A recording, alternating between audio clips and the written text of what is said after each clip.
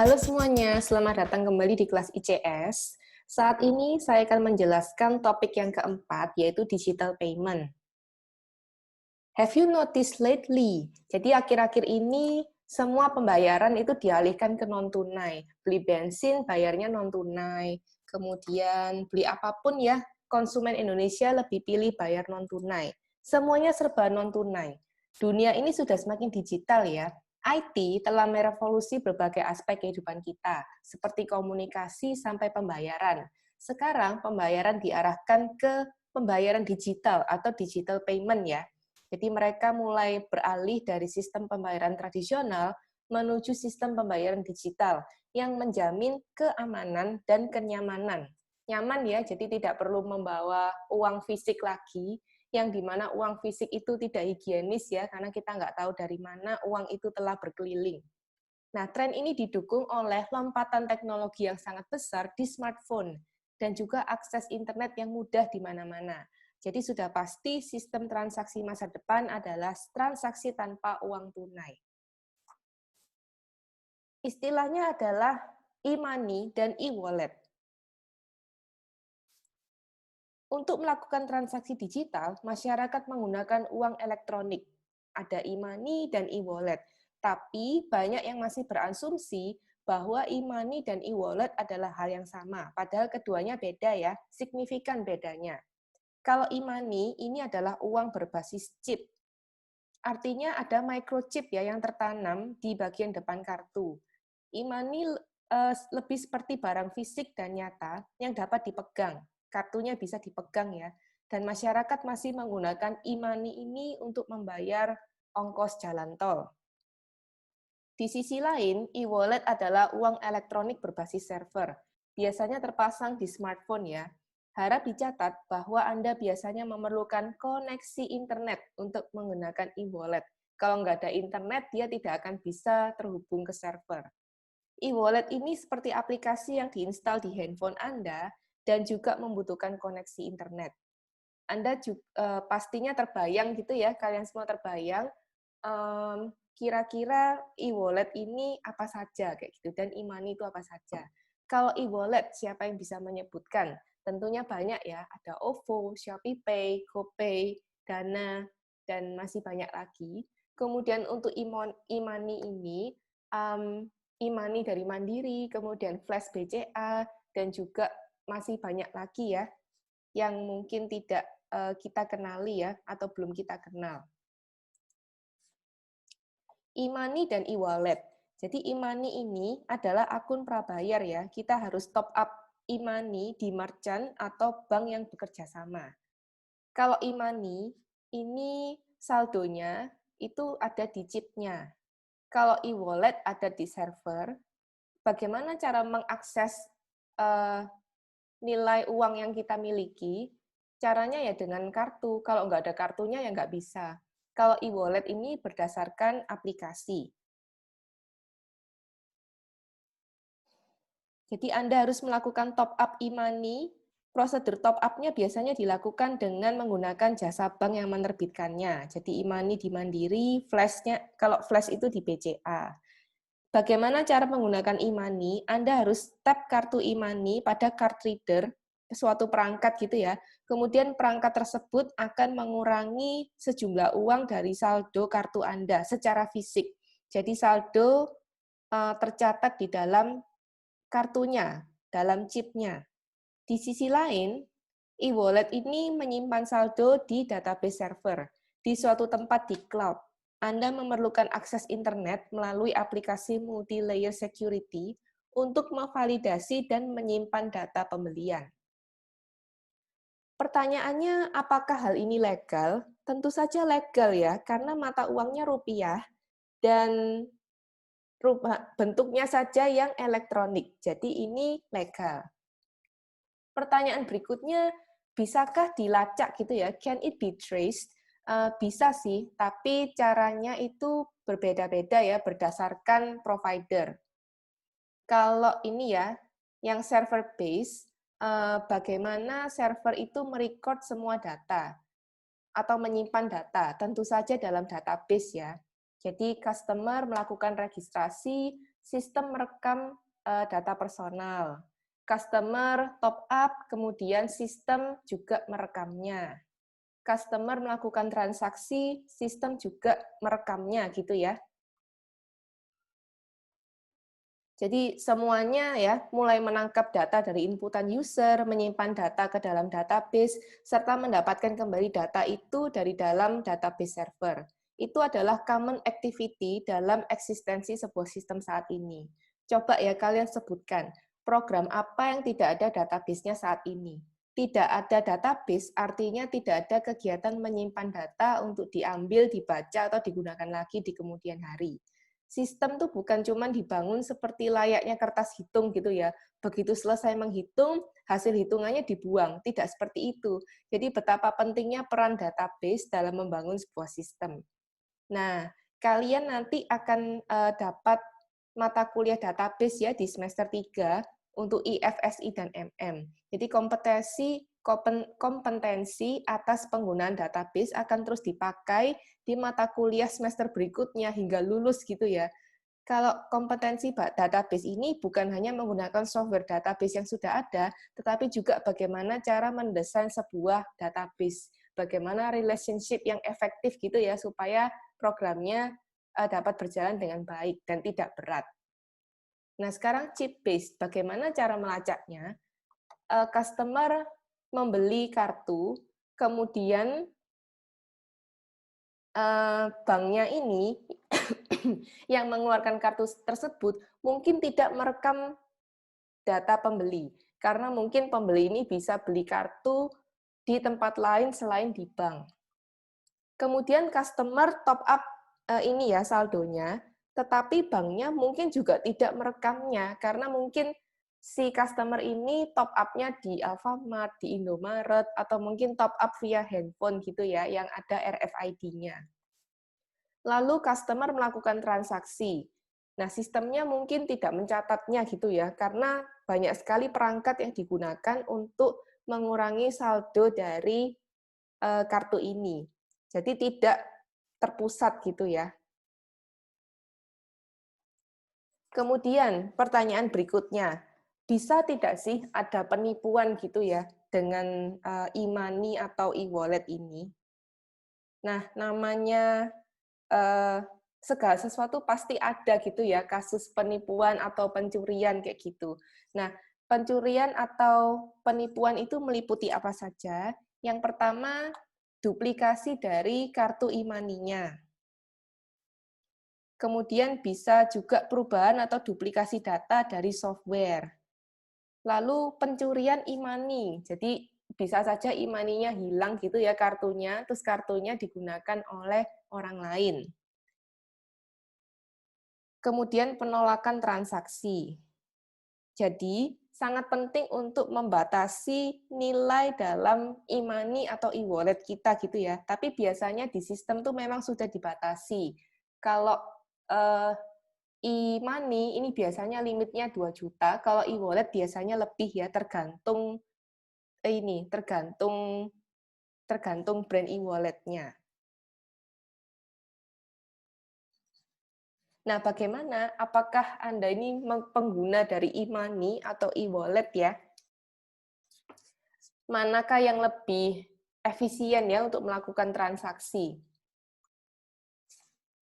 Ada sebuah alternatif yang namanya cryptocurrency. Jadi cryptocurrency ini adalah pembayaran digital pembayaran digital masa depan gitu ya. Cryptocurrency adalah mata uang digital yang dipakai untuk bertransaksi virtual dalam jaringan internet. Kata cryptocurrency berasal dari gabungan dua kata, yaitu kriptografi yang mempunyai arti kode rahasia, dan juga currency yang berarti mata uang. Sandi-sandi rahasia yang cukup rumit itu berfungsi melindungi dan menjaga keamanan mata uang digital ini. Jadi berbeda ya dengan mata uang konvensional yang bersifat terpusat, maka uang digital justru bersifat desentralisasi. Jadi tidak ada yang namanya server di sini ya, tidak ada pihak yang hadir dan berperan sebagai perantara dalam suatu transaksi. Pembayaran dengan mata uang digital berlangsung dari pengirim ke penerima atau peer-to-peer. Nah, blockchain. Apa itu blockchain? Blockchain itu adalah suatu teknologi di belakang cryptocurrency. Blockchain ini seperti atau menyerupai buku besar yang melakukan pencatatan pada setiap aktivitas transaksi dalam sistem yang bekerja secara desentralisasi, valid, dan minim kesalahan. Bitcoin adalah satu contoh dari blockchain. Kita akan melihat bersama-sama apakah itu blockchain. Jadi blockchain itu seperti ini ya, ada block, kemudian ada chain gitu ya. Ini hanyalah apa ya?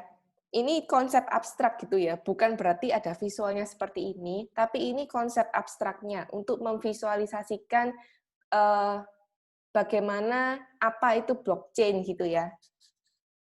Bagaimana blockchain bekerja? Sekumpulan data tercatat yang diamankan dengan teknik kriptografi tertentu yang saling terhubung antara blok yang satu dengan blok yang lain, gitu ya. Jadi ini blok data, kemudian ini ada rantainya. Jadi antara satu blok ini berhubungan dengan blok lain.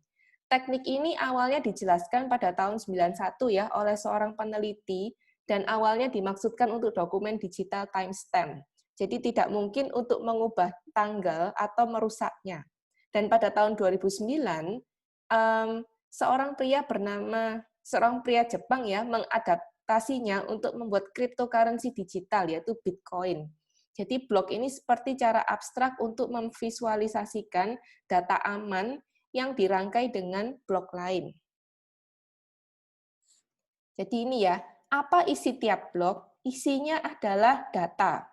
Datanya apa? Biasanya catatan transaksi yang disimpan ya, berisi catatan transaksi. Tidak hanya satu catatan, tetapi bisa menjadi ribuan catatan transaksi per blok gitu ya.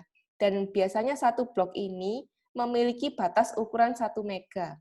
Kemudian ada hash. Hash itu seperti sidik jari ya, ini digunakan untuk mengidentifikasi blok. Oleh karena itu, hash itu harus unik. Mengubah data di dalam blok akan menyebabkan perubahan hash. Hash dari blok sebelumnya digunakan untuk membuat rantai. Jadi nantinya rantai ini akan menjaga validitas data dan meningkatkan keamanan secara signifikan. Ini ya data transaksi misalkan dari A ke B, lalu nilainya sekian.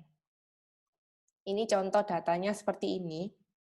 Contoh Bitcoin ya, data berisikan identitas pengirim, penerima, dan nilainya, sehingga membentuk sebuah jurnal atau catatan transaksi dalam versi, di mana kalau dalam versi konvensional ya, catatan seperti ini biasanya dilakukan oleh bank. Kemudian selain data ada juga hash. Hash ini berisikan identitas unik tiap blok, seperti sidik jari manusia ya. Lalu kalau misalkan ada perubahan data, mengakibatkan perubahan hash. Hash-nya seperti ini ya. Jadi hash ini adalah string deterministik yang ukurannya akan terus sama ya, seperti ini ya. Dalam gambar ini menunjukkan bagaimana rantai dibuat di antara setiap blok. Misalkan ini blok pertama, lalu pembuatan blok baru akan membuat hash baru. Dan juga harus menyimpan hash dari blok sebelumnya. Blok nomor 3 juga ya, misalkan dibuat blok baru, dia akan membuat hash baru dan juga menyimpan previous hash atau hash di blok sebelumnya. Blok nomor 3 menunjuk pada blok yang kedua, blok nomor 2 menunjuk pada blok nomor 1. Nah, blok pertama tentunya tidak memiliki previous hash. Jadi, maka dari itu ini disebut genesis block atau block genesis. Jadi misalkan seorang hacker ya mencoba mengubah data dalam blok nomor 2. Hash-nya harus diubah kan. Nah, saat dia gilirannya akan membuat blok 3, maka ini menjadi tidak valid ya karena mereka tidak lagi menyimpan hash yang benar kayak gitu. Jadi sudah tidak valid lagi. Kenapa blockchain ini secure dan amat susah dibobol? Karena decentralized ya, peer to peer. Datanya menyebar di setiap user dan juga node. Kemudian proof of works, ini mekanisme di mana setiap blok baru yang diciptakan harus diverifikasi oleh semua nodes gitu ya, semacam agreement bahwa blok baru ini valid. Di Bitcoin itu butuh 10 menit untuk bikin blok baru, termasuk validasi prosesnya. Lalu chain, setiap blok ini terhubung dengan blok lain. Nah, siapakah yang menyimpan blockchain ini? Ini tidak disimpan di suatu server secara terpusat, tetapi terdesentralisasi. Jadi tersimpan di masing-masing user. Setiap orang akan menambahkan blok baru, dan blok baru itu akan terkopi ke setiap orang. Tetapi isi data blok itu tidak dapat diubah. Lalu apa yang terjadi ketika seseorang membuat blok baru? Misalkan dia buat blok baru gitu ya, maka blok itu akan didistribusikan ke setiap orang, didistribusikan gitu ya, dan setiap node akan memverifikasi validitasnya. Jika valid, maka setiap node menambahkan blok ini ke blockchain mereka sendiri. Juga ada bukti mekanisme kerjanya. Jadi setiap blok baru yang dibuat perlu waktu tertentu sebelum blok berikutnya dapat dibuat. Dalam Bitcoin itu dibutuhkan 10 menit ya, 10 menit sebelum blok baru dapat dibuat. Lalu miner, di manakah peran miner? Miner adalah block creator ya. Perlu diingat, setiap blok itu harus ada hash-nya sebagai identitas. Ini ya, ini hash. Seperti ini. Membuat hash itu butuh suatu proses komputasi yang tinggi. Miner yang berhasil membuatkan sebuah blok baru, dia mendapatkan reward. Bitcoin sendiri valuasinya tergantung supply dan demand. Nilai Bitcoin itu bisa ditukar dengan uang rupiah atau USD melalui jasa currency exchange ya. Lalu miner ini dapat reward kalau berhasil create block, tapi kayak semacam keberuntungan gitu ya. Karena create block itu harus create hash baru. Hash baru itu sama dengan previous hash ditambah random string. Dan hash baru itu dienkripsi gitu ya. Hash baru ini harus melewati tahap uji difficulty setting yang ditetapkan oleh cryptocurrency. Jika lolos uji, maka blok boleh diciptakan dan nambah chain baru. Jadi dengan demikian minernya berhak dapat reward. Tapi semua miner itu tentunya berlomba-lomba untuk bikin hash baru yang lolos uji difficulty setting. Bisa jadi ada miner yang berhasil bikin hash baru, namun keduluan oleh miner yang lain. Ya udah nggak dapat gitu ya. Siapa cepat dia yang dapat reward. Baik, sekian penjelasan tentang cryptocurrency. Sekarang saya akan menjelaskan ulang ya Project Week 4 tentang cryptocurrency. Supaya lebih jelas lagi ya. Jadi kerjakan project ini secara berkelompok. Carilah satu cryptocurrency, lalu jelaskan apakah itu, bagaimana cara mendapatkannya, dan bagaimana cara menggunakannya. Nanti semuanya akan dimasukkan ke dalam file docx, lalu harus diberi nama berdasarkan KP dan juga nomor kelompok. Jadi misalkan KPC kelompok 1, KPC kelompok 2, dan seterusnya. Lalu kumpulkan pekerjaan kalian di ULS, satu kelompok submit satu file saja, due date-nya bersamaan dengan grup project yang week ke-6. Jadi sama ya, 23 September 2020 jam 5 sore. Jadi perlu diingat due date-nya bukan Kamis tetapi hari Rabu. Kemudian minggu depan, week ke-7, tanggal 24 September, akan ada dua kelompok yang mempresentasikan tentang cryptocurrency ini, yaitu kelompok 7 dan kelompok 8. Kelompok 7, apakah ada nama Anda di sini? Nanti kalian presentasi ya. Kelompok 8 juga akan presentasi, jadi diingatkan kembali kalau kelompok 7 dan 8 akan presentasi di week ke-7. Terima kasih ya telah menyaksikan video ini, terima kasih atas kehadirannya. Semoga apa yang saya sampaikan ini bisa membuat kalian lebih paham tentang cryptocurrency. Oke, terima kasih.